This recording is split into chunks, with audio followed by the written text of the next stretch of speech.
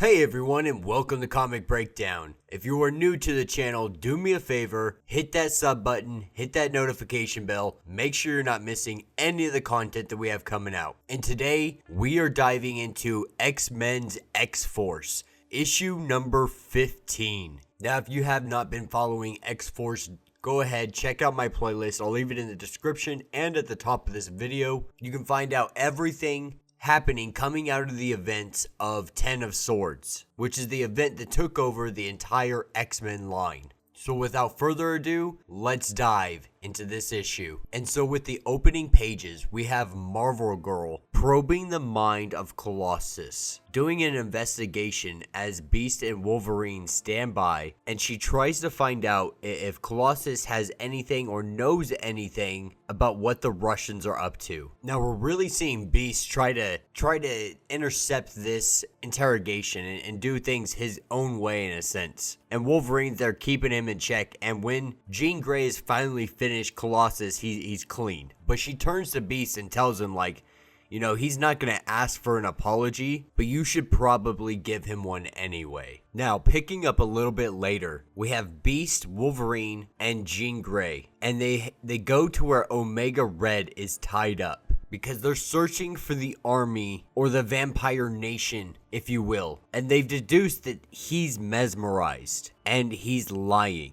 And Beast's first thought here is we let him go, because Beast found something rather interesting when he scanned Omega Red. And it's a carbidum synthesizer which has a detonator with inside of it. And this is when Jean Grey's just like, all right, I'm out of here. I've done what I can, and I don't want any part of whatever scheme is brewing inside of Beast's head right now. So what Beast wants to do here is take Omega Red and make him a double agent. And this is when we pick back up in the armory, and Forge and Beast are talking about how they can create another one of these synthesizers to put it inside of Omega Red. And what we didn't know is that they straight up killed Omega Red, because the plan here is to kill him, bring him back to life so he doesn't remember his death. They can put the synthesizer inside of him, making him a double agent for Krakoa, and he will be none the wiser to any of this happening to him.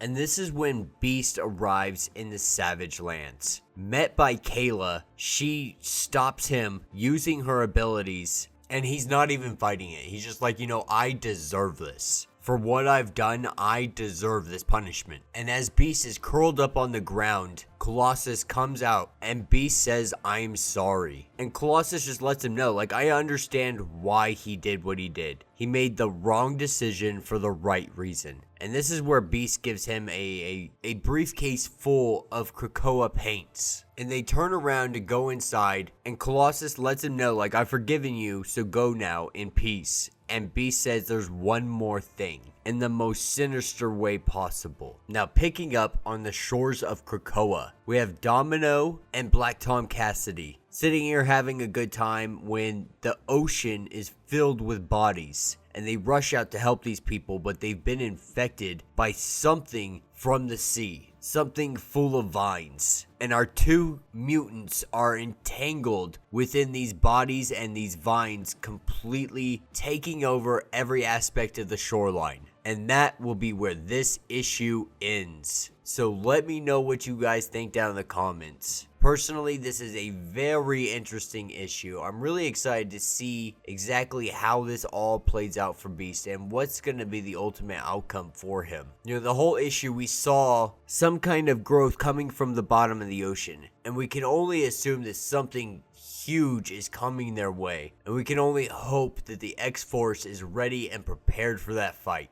But yeah, if you have not yet, please be sure to subscribe to the channel, like this video, and until the next issue,